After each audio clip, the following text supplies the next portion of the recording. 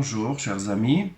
Alors aujourd'hui on va parler de la sidra de Hémor. On va parler en fait un tout petit peu, on va changer de sujet, mais pas vraiment. Vous allez voir que finalement tout va se retrouver lié. Alors si jusqu'à aujourd'hui on a réussi à entrevoir en fait depuis le début du livre de Shemot, du livre de l'Exode, mais on l'a vu aussi plus particulièrement ces dernières semaines ensemble avec le livre de Vaïkra, le livre du Lévitique, on a mis en place un modèle de société. On a parlé de beaucoup de choses et on est arrivé en fait à certaines conclusions et à un certain modèle de société, la société dans laquelle on veut vivre, la société que l'on veut mettre sur pied. Mais alors qu'est-ce qui se passe si quelqu'un n'est pas d'accord, si quelqu'un préfère un autre modèle de société, quelqu'un rejette le modèle sur lequel sur lequel nous nous sommes mis d'accord? C'est le problème de la liberté d'expression, c'est le problème du choix démocratique. C'est des choses que pour nous, qui vivons dans des sociétés occidentales, c'est des évidences. Okay. Mais tout à la fin de notre sidra, il y a un passage qui va nous poser quelques questions, des questions qui ne sont pas faciles. Et alors ce problème de cette liberté d'expression, ce problème de cette coexistence avec des gens qui pourraient éventuellement ne pas être d'accord avec notre façon de penser, c'est un petit peu le sujet de ce logo, de ce graffiti qui est très connu. Moi je l'ai vu pour la première fois à Prague il y a quelques années, mais en fait il est originaire d'une exposition qui a été faite au début des années 2000 au Muséum à Tefer. C'est-à-dire c'est le musée de Tefer, c'est la couture, la liaison, qui relie les deux parties de Jérusalem qui étaient donc divisées avant 1967. C'est un musée, si vous voulez, qui va parler de culture, de tolérance, etc. Et cette exposition, avec donc ce logo qui a été dessiné, a circulé déjà dans toutes les grandes villes du monde qui ont subi des conflits, et comme Belfast, etc. Donc, mais pour la petite histoire, même ce logo lui-même, il est déjà sujet à discussion et les droits d'auteur sont disputés. Enfin bon, on ne va pas rentrer dans les détails. Alors voyons ce qui se passe dans notre sidra. Donc un petit passage tout à la fin de la sidra de Hémor, la sidra qu'on va lire cette semaine. Et comme c'est un tout petit peu long, je vais le lire directement en français dans la traduction du rabbinat. Et vous allez voir que on va attaquer des problèmes qui vont être passionnants. Alors ça se passe comme ça. Il arriva que le fils d'une femme israélite, lequel avait pour père un Égyptien, était allé se mêler aux enfants d'Israël. Une querelle s'éleva dans le camp entre ce fils d'une Israélite et un homme d'Israël. Le fils de la femme israélite proféra un blasphème, le nom sacré. On le conduisit devant Moïse. Le nom de sa mère était Shelomit bat Divri, Shelomit fille de Dibri de la tribu de Dan. On le mit en lieu sûr jusqu'à ce qu'une décision intervint de la part de l'Éternel. Et l'Éternel parla ainsi à Moïse, qu'on emmène le blasphémateur hors du camp, que tous ceux qui l'ont entendu imposent leurs mains sur sa tête, et que toute la communauté le lapide. Parle ainsi aux enfants d'Israël en ces termes. Quiconque outrage son Dieu portera la peine de son crime. Pour celui qui blasphème nominativement l'Éternel, il doit être mis à mort. Toute la communauté devra le lapider, étranger comme indigène, s'il a blasphémé nominativement, il sera mis à mort. S'il fait périr un animal, il le payera, corps pour corps. Si quelqu'un fait une blessure à son prochain, comme il a agi lui-même, on agira à son égard. Fracture pour fracture, œil pour œil, dent pour dent. Selon la lésion qu'il aura faite à autrui, ainsi lui sera-t-il fait. Qui tue un animal doit le payer, et qui tue un homme doit mourir. Même législation vous régira, étrangers comme nationaux, car je suis l'Éternel, votre Dieu à tous. Moïse le redit aux enfants d'Israël, on emmena le blasphémateur hors du camp, et on le tua à coups de pierre, et les enfants d'Israël firent comme l'Éternel avait ordonné à Moïse. Voilà, donc un texte très dur.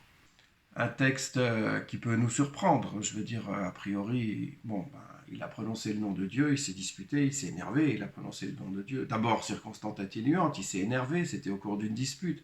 Et puis ensuite, bon, ben, blasphémer, nous, aujourd'hui, dans les sociétés postmodernes, qu'est-ce que ça veut dire? Euh, ok, je dis ce que je veux, j'ai la liberté d'expression. On n'est pas en Afghanistan des talibans, on n'est pas en Arabie Saoudite où on lapide et décapite, etc. Ok, qu'est-ce que ça vient nous raconter cette histoire? Alors commençons par lire le texte, et cette fois-ci on va s'attaquer vraiment à lire avec l'explication de Rashi, qui va citer plusieurs midrashim évidemment, et c'est ça qui va nous permettre, si vous voulez, en rajoutant quelques petits points, de déchiffrer, de proposer une explication qui soit cohérente et qui puisse nous parler et qui puisse même nous interpeller, nous intéresser et nous donner une ligne de direction qui va probablement être valable jusqu'à aujourd'hui, puisque finalement les lois humaines sont la psychologie, tout ce que vous voulez, c'est toujours valable. Ok, c'est pas lié spécialement à une époque ou à un temps. En tout cas, c'est ce qu'on va essayer de faire ensemble là maintenant en quelques minutes. Voilà, on ne connaît pas le nom de ce monsieur. Il doit être exécuté par les témoins, c'est-à-dire que c'est ceux qui ont participé de façon bien involontaire, ils étaient juste témoins. Eh bien non, ils ne peuvent pas rester en dehors et ils doivent participer à la suite de l'événement. Tu as commencé à participer, tu continues. Comment est-ce qu'on peut comprendre tout ça? Alors on va commencer d'abord par essayer d'identifier cet homme et d'essayer de voir si on peut trouver quelques détails sur son histoire. Okay. Alors voilà, d'abord sa mère. Alors sa mère, on nous dit, c'est une femme israélite. Et son nom, Shlomit Badivri. Shlomit, du mot shalom, Bat Divri, davar, dibour, c'est la parole. Alors Rashi nous dit, d'après le Midrash, Shlomit, parce que Bat Divri, elle parlait tout le temps, elle parlait à tout le monde. Shlomit, elle disait shalom, bonjour. Elle parlait à celui-ci, elle parlait à celui-là, sans arrêt en contact avec les autres. Une femme très ouverte. Tellement ouverte, probablement tellement ouverte, nous dit le Midrash, qu'elle s'est laissée séduire, ou elle a séduit un Égyptien. C'est donc le père de cet homme qui est le héros bien malheureux de l'histoire qu'on évoque aujourd'hui. Donc une femme, mais, continue le Midrash, c'est la seule, on parle d'elle parce que c'est la seule de tout le peuple, c'est la seule qui a failli à son devoir et qui a eu une relation adultère avec un Égyptien. Alors qui est cet Égyptien? Ish Mitzri. Quelqu'un qui lit le texte en hébreu, dans sa langue originale, quand on dit Ish Mitzri, ça nous rappelle, ça nous fait une résonance avec un épisode du tout début du livre de l'Exode, du livre de Shemot. C'était Moïse, qui est sorti, c'est la première apparition en public de Moïse, et il a vu Ish Ivri ve Ish Mitzri, un homme hébreu et un homme égyptien, et qui se frappaient. C'est-à-dire que l'Égyptien avait un bâton et frappait l'homme hébreu. La même expression est utilisée. Ici, dans les deux cas, Ish Mitzri et Ish Ivri. Probablement, nous dit le Midrash, il s'agit des mêmes personnes. Alors, qu'est-ce qui s'est passé?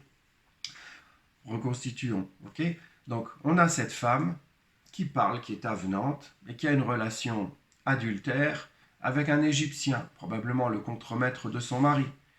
Okay. Et de là, quand l'homme découvre ça, évidemment, des disputes, et l'Égyptien, le contremaître, frappe et peut-être même veut tuer Ish Ivri, l'homme hébreu. Donc Moïse intervient et tue l'homme égyptien. Alors, qui c'est qui naît de cette relation adultère? Un homme dont le père, il a peut-être été sauvé par Moïse, mais en tout cas, le père a été tué par Moïse, puisque c'était un Égyptien, et le père forcé, donc c'est le mari de cette femme qui a parlé, qui a séduit, rejette son fils. C'est pas son fils, c'est un fils adultère. La mère est obligée de l'élever seule, et finalement, cet homme qui a une situation un peu exceptionnelle, c'est le seul de tout le pays, de toute la société, de tous ceux qui vont sortir d'Égypte, dont le père ne soit pas un hébreu. Mais au contraire, il est né d'une relation totalement désavouée.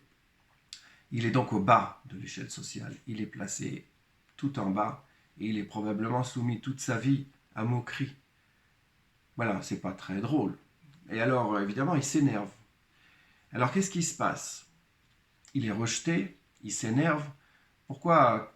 Comment il réagit? Alors, la première solution, la première possibilité que nous cite le Midrash, que nous ramène Rashi, que nous rapporte Rashi, alors, relis ça à l'épisode qui est marqué juste avant. Juste avant cette histoire, on nous parle des chalot, des pains qui devaient être mis une fois par semaine dans le Mishkan, dans le tabernacle, les 12 pains qui représentent les 12 tribus. Et puis cet homme qui a donc été toute sa vie l'objet des moqueries, bah, il se moque, il se défend en se moquant. Et il dit, ben voilà, c'est quoi ce roi? Ça c'est un roi, il veut régner sur nous et il accepte de manger du pain qui est vieux d'une semaine, puisqu'évidemment on changeait ces chalotes, on les changeait une fois par semaine. Ça c'est la première lecture. Mais la deuxième lecture, elle nous raconte aussi autre chose. Finalement, cet homme-là, il était avec la tribu de Dan. Il a voulu se planter dans la tribu de Dan, planter sa tente. Évidemment, où voulez-vous qu'il aille? Mais dans la société de ceux qui sont sortis d'Égypte, l'affiliation se fait par le père.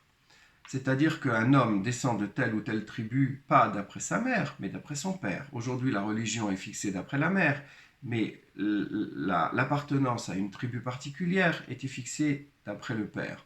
Alors lui, qu'est-ce qu'il va faire? Évidemment, son père, il n'est pas juif, il est égyptien, il n'est pas hébreu, son père est égyptien. Alors comment va-t-il être considéré? Alors il va dans la tribu de sa mère, c'est tout ce qui peut exister pour lui. Maintenant, il est rejeté. On nous dit que donc sa mère c'était Shlomit Bat Divri le Maté Dan, c'était de la tribu de Dan. On nous précise que c'est la tribu de Dan pour nous raconter qu'en fait il a été rejeté par la tribu de Dan. Alors qu'est-ce qu'il lui reste à faire? Il explose. Il se rend compte que et lui et ses enfants, dans tout le futur, seront toujours les parias dans cette société. Alors quoi faire? Alors il explose et il rejette tout en bloc et il blasphème. Alors il blasphème, mais alors pourquoi ça justifie qu'on va l'exécuter? Alors pour comprendre ça, on va continuer à lire le texte, continuer à relire cette petite histoire, et on va voir ce que nous enseigne, la réponse de Dieu à ce blasphème. Alors on nous répond en fait par la loi du talion. On nous dit, quelqu'un qui a blessé un animal, qui a tué un animal, il faudra qu'il le rembourse. Quelqu'un qui a frappé, comme il a fait Kacher asa ken yaseh lo. Il y a une loi de la réciprocité, œil pour œil, dent pour dent. C'est une loi fondamentale, la loi de la réciprocité. Je regarde quelqu'un qui est en face de moi et je vois qu'il est exactement comme moi. Il est pareil, il a une tête, deux jambes, deux bras, il parle, il pense, il souffre. Donc, de la même façon que moi, je ne voudrais pas souffrir, je ne voudrais pas qu'on me cause de souffrance, ben je ne vais pas lui en causer non plus, puisqu'il est pareil, donc on fait pareil. Cette réciprocité, en fait, elle marche dans les deux sens. On en a vu la semaine dernière un exemple qui est beaucoup plus, disons, apprécié. Hein. On a vu Ve'afta l'reacha kamocha, tu aimeras ton prochain comme toi-même. Mais la loi du talion, c'est en fait la même loi, mis dans un cas un tout petit peu différent, mais le principe est le même. C'est pas qu'il y a deux lois, une loi du talion et une loi de l'amour du prochain, et qui seraient a priori contradictoires. Elles ne sont pas du tout contradictoires. Elles sont en fait l'expression de la même loi fondamentale qui est la loi de la réciprocité. Alors, ça voudrait dire en fait que dans notre histoire, cet homme, cet fils d'une femme hébreu et d'un homme égyptien, aurait enfreint cette loi de la réciprocité. C'est ça que nous dit Dieu dans son discours de punition, dans son discours de conclusion sur le traitement qui doit être attribué à cet homme. Mais en quoi est-ce qu'il a fait quelque chose qui puisse justifier qu'il soit mis à mort? Eh bien, c'est là justement le point. Il a tenté, par sa révolte, d'abord il s'est moqué contre les chalotes, etc. Ensuite, il a été beaucoup plus loin, en blasphémant de façon expresse, en blasphémant totalement contre le nom de l'Éternel. Il a donc tenté de mettre à bas la société. Il a tenté de détruire la société. Le noyau même de la société qui avait été mis en place et qui avait permis tout ce qu'on a vu avec l'expression de la justice, etc., lui, il s'est révolté et il a tenté de l'abattre. il a fait en fait quelque chose de très grave, alors que son cas était vraiment un cas particulier. Et évidemment, la loi d'affiliation, elle demandait peut-être à être amendée. On a déjà vu un cas, on le verra un petit peu plus tard dans le livre de Bamidbar. Mais on a vu le cas avec les filles de Tzlofrad, c'est donc cet homme qui est mort avec uniquement des filles. Et ces filles sont allées se plaindre chez Moïse et lui ont dit, ben oui, nous, notre père, il n'a pas eu de fils. Alors le terrain que tu dois attribuer au fils, il va aller à qui? Pourquoi est-ce que notre père perdrait son terrain? Effectivement, c'est un cas particulier qui n'avait pas été prévu par la loi originelle, mais comme le cas s'est révélé, eh bien, il a été traité et on lui a trouvé une solution. Et Dieu a trouvé une solution et il a fallu que ces femmes se marient au sein de la tribu de leur père et qu'elles ne puissent simplement pas sortir. Donc, l'héritage, la terre qui allait leur être attribuée pouvait rester dans leur tribu. Voilà, donc il y a eu un cas, il a posé problème face à une loi qui était a priori la loi qui devait être mise en place, et la loi a été adaptée, on a su traiter le cas particulier. Mais cet homme-là, dont on ne connaît même pas le prénom, la seule chose qui nous intéresse en fait, c'est son histoire. Cet homme-là, il n'a pas procédé de la même façon. Il n'a pas mis son cas sur la table, la place publique, et il a demandé justice ou un amendement ou une adaptation de la loi. Il a voulu tout casser. Comme il a voulu tout casser, il a voulu faire exploser la société, il a voulu faire détruire la vie en commun, eh bien, c'est sa vie à lui qui va être détruite par la société, qui va le lui rendre. On ne peut pas se permettre d'arriver et de vouloir tout détruire. On doit s'adapter quand on arrive. La société est en place. Ça, c'est la limite, si vous voulez. C'est la limite que la société qui accueille quelqu'un et qui, face à un de ses membres, c'est la limite que la société ne peut pas se permettre de dépasser. Si quelqu'un arrive et qu'il veut détruire cette société, la société a le droit légitime.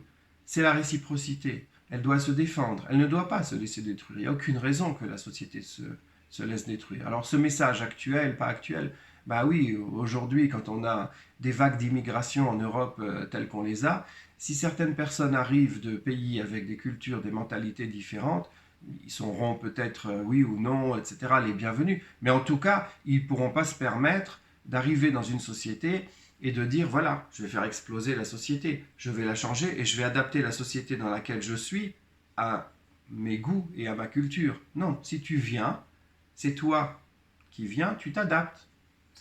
Si toi tu viens, la société va peut-être pouvoir faire un amendement et adapter quelque chose, comme ça s'est passé pour les filles de Tzlofrad, mais tu ne peux pas venir et noyauter la société pour la faire exploser. La société doit se défendre. C'est ça, voilà, c'est ça l'histoire de cet homme, c'est ça l'histoire de ce petit passage. Alors oui, on a mis une société en place, la société elle est basée sur la justice, et cette société, elle est sûre d'elle-même, elle sait que son message est valable, et elle va défendre à tout prix le noyau de son existence. Le noyau de son existence, c'est le nom de Dieu. C'est ce nom de Dieu, c'est le principe même qui fait exister cette société. C'est le nom de Dieu qu'on a vu, qui a pu être effacé s'il fallait sauver la femme soupçonnée d'adultère, dans l'épisode de Isha Sota, qui est dans la Sidra de Nassau, qu'on va lire dans pas longtemps.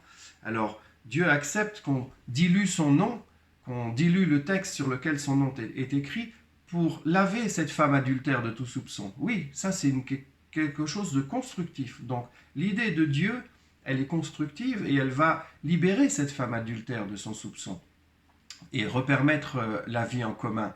Et éventuellement, comme on le verra dans ce texte, dans la paracha de Nassau, de lui donner une nombreuse descendance. Le nom de Dieu, le principe même qui fait tenir la société, il va être aussi prononcé, mais pas en vain. Il va être prononcé, on l'a vu dans la sidra de Mishpatim, il va être prononcé quand quelqu'un il a un doute et j'ai donné à garder un objet ou une somme d'argent à mon prochain, et maintenant il me dit ça a été pris, ça a été volé, je ne l'ai plus, je ne peux pas te le rendre. Comment faire pour éliminer ce soupçon? Comment faire pour que la vie puisse continuer, que la société puisse perdurer?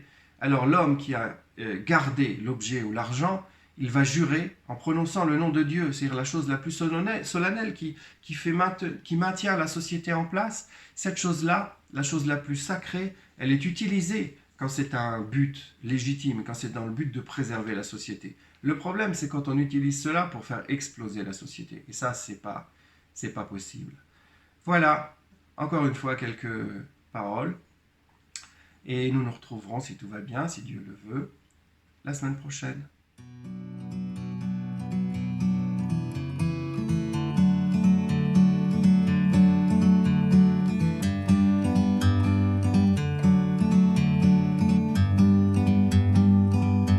Like a bird on a tree, I'm just sitting here. I got time.